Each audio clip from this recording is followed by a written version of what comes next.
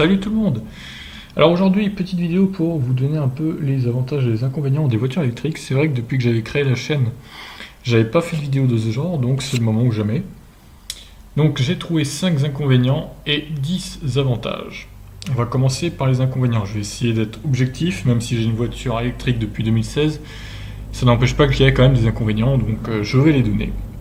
Donc le premier que j'ai trouvé, capacité des batteries encore un peu juste sur certains modèles. Alors évidemment la mienne, je crois que c'est l'exemple le plus parlant parce que la Ion elle a que 16 kWh de batterie. Et avec ça vous n'allez pas bien loin, faut avouer quand même. 120, 130 maximum l'été et l'hiver c'est plutôt 100, 110 quoi. Surtout quand la batterie commence à vieillir un peu. Voilà, après maintenant il y a des modèles qui sortent avec de plus grosses batteries. Il y a la nouvelle Zoé avec 40 kWh, la nouvelle Leaf 2 aussi qui a beaucoup plus d'autonomie. Le Kona est à 64 kWh, le Niro aussi pareil. Là, ça commence à devenir des capacités très très intéressantes pour faire plus de 500 km en une charge. Et là, ça commence à parler. Vitesse des recharges, deuxième inconvénient. Bon là, pour le coup, c'est un peu toutes les voitures qui sont concernées parce que la plupart ne vont pas très très vite à charger. Alors évidemment, sur secteur, quelle que soit la voiture, ça sera à 2,3 kWh au 100. Par heure, pardon. Donc ça ne va pas vite, en même temps on ne peut pas aller plus vite que les prises de courant. Donc voilà, à moins de se faire installer une wallbox, d'augmenter son abonnement en DF pour que ça aille plus vite, c'est compliqué de charger plus vite. Les vitesses de recharge aussi rapides, bon, il y en a certaines qui vont à plus de 100 comme les Tesla, 100 kW par heure du coup. Là ça commence à être pas mal hein, quand même, faut pas se mentir. Mais le problème c'est que les batteries des Tesla par exemple sont tellement grosses qu'au final, ça donne quand même des recharges d'une heure, quoi, quasiment, pour faire environ, pour recharger environ 300 km, à peu de choses près, selon sa conduite. Donc voilà, ce qu'il faudrait améliorer sur les recharges, c'est les infrastructures, les bornes et tout, il y en a beaucoup en panne, faut avouer. Sinon, quoi d'autre? Les bornes et mettre d'autres bornes aussi surtout parce que il n'y en a pas énormément, surtout des bornes très rapides qui chargent à 100 et quelques kilowatts par heure. Voilà, pour moi il faudrait améliorer ce point là. À la limite il faudrait pouvoir faire le plein en une demi-heure maximum quoi. Ça sera toujours plus lent que mettre de l'essence c'est sûr, mais une demi-heure ça serait bien pour récupérer au moins 500 km. En une demi-heure je trouve que ça serait correct quand même. Troisième inconvénient. Alors, ouais, la consommation sur autoroute, quand on va à 130 km/h, c'est vrai qu'elle est quand même multipliée par 2, voire 2,5 hein, sur certains modèles qui ont un mauvais CX, une mauvaise aéro du coup. Comme moi je vois la Ion, là, elle consomme à peu près 10-12 kWh au 100 à peu près. Mais si je la fous sur autoroute, ça va être plutôt 25 quoi, voire 30 si je roule à 130 hein. Voilà, c'est pas une voiture adaptée à l'autoroute et il y en a beaucoup des comme ça et l'autonomie du coup elle fond comme neige au soleil. Si j'emmène l'avion sur l'autoroute, à mon avis, elle peut pas faire plus de 50 bornes hein, à 130 hein. Donc voilà, c'est un petit problème ça quand même. Après, la consommation reste quand même moins élevée si on compare à une essence en termes d'énergie consommée. Ça reste quand même beaucoup mieux qu'une essence. Mais il faut avouer que l'essence diesel, la consommation sur autoroute est la même qu'en ville. La faute à la boîte de vitesse existante sur les thermiques, il n'y en a pas sur les électriques. Du coup, c'est un désavantage pour les grandes vitesses. Après, bon voilà, on ne prend pas tous les jours l'autoroute non plus. Enfin, peut-être que certains si, ceux qui bossent à la périphérie des grandes villes. Donc, pour ma part, en tout cas, je vais rarement sur l'autoroute et surtout j'évite les autoroutes à cause des péages. Alors les autoroutes gratuites ok c'est bien, mais les autoroutes à péage non merci quoi. Les autoroutes elles sont déjà payées et remboursées depuis des années et les mecs ils continuent d'augmenter les péages. Donc à un moment donné c'est bon quoi. Quatrième inconvénient, le prix d'achat encore élevé même d'occasion. Oui ça c'est sûr que là quand on voit les voitures neuves à plus de 30 000 euros pour avoir une autonomie de 400 à 500 km, il faut compter 35-40 000 euros, c'est vrai que ça commence à peser dans le portefeuille quoi. Hein. D'occasion, on trouve des Ion à 6 500, 7 000 euros.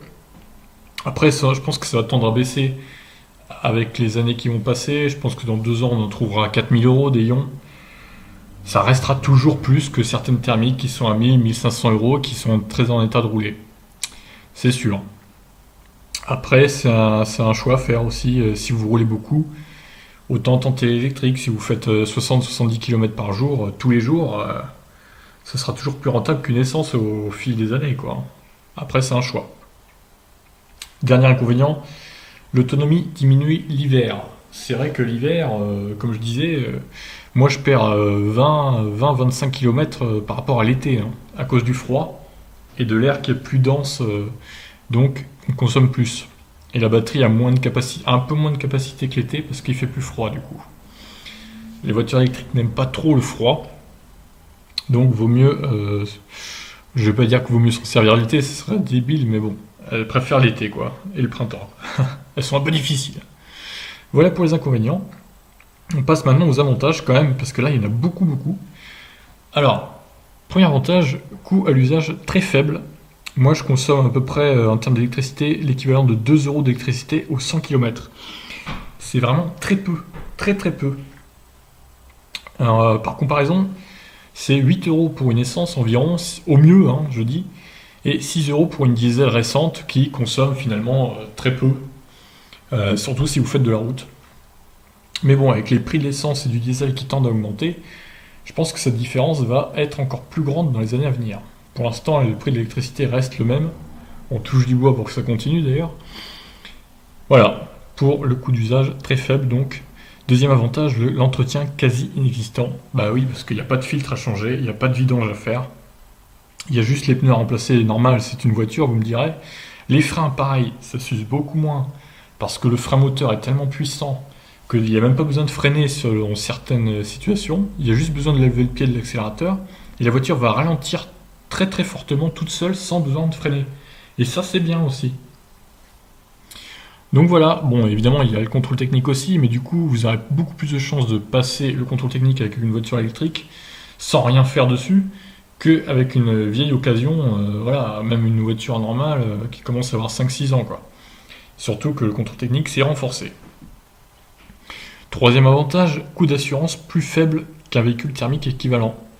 Et oui, on gagne au moins 5-6 euros par mois, et sur l'année ça peut monter jusqu'à 100 euros du coup. Sur un an, c'est pas mal. Permet de circuler lors des pics de pollution. Et oui, parce que alors c'est bien, ils font leur truc de plaque là, pair impair. Mais bon, si vous tombez, si vous travaillez et que vous tombez sur un jour impair et que vous pouvez pas prendre votre voiture à cause de ça, super quoi, la situation un peu gênante. Hein. Évidemment, les voitures électriques, quelle que soit la plaque, elle pourra circuler lors des pics de pollution dans les grandes villes. Et il y en a de plus en plus, surtout l'été. Alors, cinquième avantage, n'allons pas trop vite, puissance instantanée à l'accélération. Et oui, parce que même une petite ion de 67 chevaux, ça accélère très fort quand même. Hein. De 0 à 50, vous le faites en 4 secondes. Et c'est pas une Twingo qui va faire ça, hein, je vous le dis. C'est quand même extrêmement bien à conduire. D'ailleurs, c'est mon 6e avantage. Confort de conduite supérieur, il n'y a pas de vitesse à passer. C'est linéaire, l'accélération, ça accélère fort et c'est linéaire. Ça permet de faire des déplacements des fois improbables, quoi. Et même avec une petite voiture électrique qui est finalement pas très puissante, qui a la puissance d'une Clio 2, quoi. C'est dire. Elle est bien supérieure en accélération. Donc, 7e avantage, du coup. Alors, faible consommation en ville et sur les périphériques. Là, c'est vraiment le terrain de jeu des voitures électriques, la ville et les périphériques limités à 70 du coup. Avec l'aspiration, elles consomment rien du tout, mais c'est incroyable quoi. En ville, vous consommez à peu près moins de 10 kWh au 100 facilement quoi. Périph' pareil, avec l'aspiration de toutes les voitures à vitesse constante, c'est incroyable la consommation quoi. Et là, vous êtes du coup à moins de 2 euros au 100 hein, si vous faites que de la ville et les périphes, ça descend à 1,50 quoi, 1,60 peut-être. Et là, c'est vraiment très très rentable si vous faites que ce genre de trajet. Alors, 8e avantage, j'ai mis les parkings réservés aux voitures électriques dans les grandes villes. Bah oui, parce que les grandes villes, elles vous font payer les places et tout, de parking là. Mais les voitures électriques, elles ont leurs places à elles qui sont gratuites dans certaines villes. Et ça, c'est bien. vous pouvez vous y garer gratuitement. Alors c'est peut-être pas gratuit tout le temps, mais ça doit être surtout gratuit 1 heure ou deux, quoi, voire 3 heures. Et c'est toujours ça, de prix. Et ça de moins payé. Donc j'ai mis plus écologique en neuvième avantage. Donc je dis pas que les voitures électriques sont propres à 100%, évidemment, la construction des batteries lithium n'est pas très très propre. Mais bon, ça reste toujours plus propre qu'une voiture thermique. Et il faut aussi la construire, la voiture thermique, donc ça bouffe de la pollution en plus de ce que la voiture rejette comme pollution. Donc voilà. Alors déjà, les voitures électriques, elles n'ont pas d'émissions de NOx, ni de CO2 d'ailleurs. Ce qui fait qu'en ville, s'il n'y avait que des voitures électriques, ça serait très respirable, il n'y aurait plus de pic de pollution. Ça serait quand même beaucoup mieux, quoi, pour nos poumons et pour tout le monde. 10e avantage et dernier avantage, donc, le silence. Alors certains, ils le mettraient peut-être dans l'inconvénient, mais moi je vais le mettre dans les avantages, tout simplement parce que le silence, quand même, c'est beaucoup plus reposant.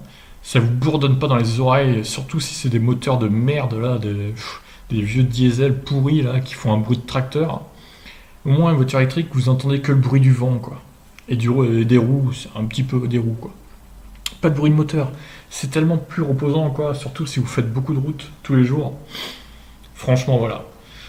Pour conclure, j'ai trouvé 10 avantages et 5 inconvénients, et au final, je vous recommande quand même de passer à l'électrique. Évidemment, je sais que c'est pas toutes les bourses qui peuvent se le permettre. Malheureusement, les gens au RSA, par exemple, ils pourront pas, c'est vrai. Parce que même d'occasion, c'est cher. Donc malheureusement, ils pourront pas s'en acheter une. Pour l'instant, en tout cas.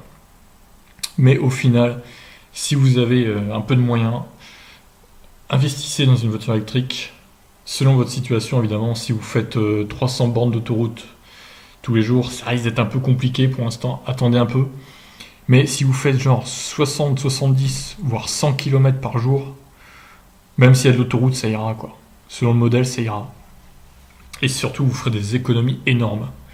Alors, concernant les locations de batterie, j'aurais mis ça dans l'inconvénient, mais bon, maintenant c'est plus d'actualité parce que Renault propose la Zoé avec achat complet. Donc ce serait débile de mettre ça dans les inconvénients. Évidemment, à l'époque, c'en était un, mais plus maintenant, donc ça n'existe plus, ça, les locations de batterie, c'est fini. Voilà pour ce que j'avais à dire concernant les avantages et les inconvénients. Si vous en avez trouvé d'autres, n'hésitez pas à me dire dans les commentaires. Moi, ce que j'ai relevé, c'est quand même les principaux, je dirais. Pour moi, allez-y, foncez, achetez une voiture électrique. Vous ne le regretterez pas. Allez, ciao tout le monde.